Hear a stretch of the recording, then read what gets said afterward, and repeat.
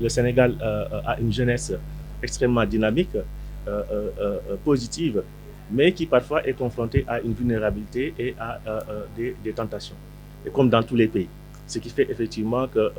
des catégories d'enfants qui sont confrontés à des difficultés,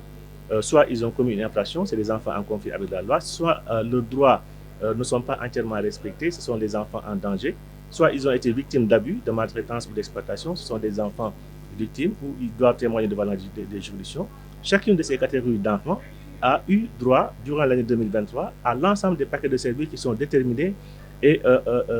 définis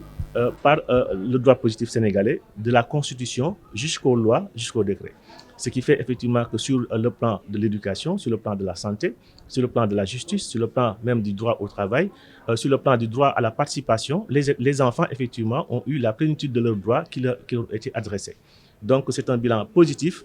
qui, bien entendu, soulève également des défis et des perspectives, puisque le secteur de la protection de l'enfant doit avoir au niveau des politiques publiques la priorité et la priorisation qu'elle mérite pour effectivement davantage de protection des enfants. C'est d'abord des défis en termes, bien entendu, d'allocation budgétaire. La direction de la protection judiciaire et sociale au niveau du ministère de la Justice est un programme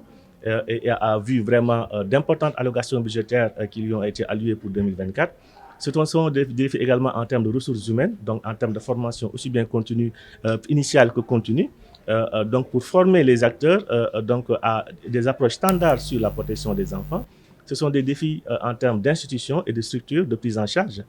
pour couvrir l'ensemble du territoire national. Et une partie de ces défis a été partiellement relevée pour 2024, puisque le garde des Sceaux, ministre de la Justice, a créé 24 nouveaux services AEMO dans les 24 départements qui ont été dépourvus au niveau du Sénégal, de sorte qu'en 2024, chaque département du Sénégal aura un service AEMO. Donc ce sont tous ces défis-là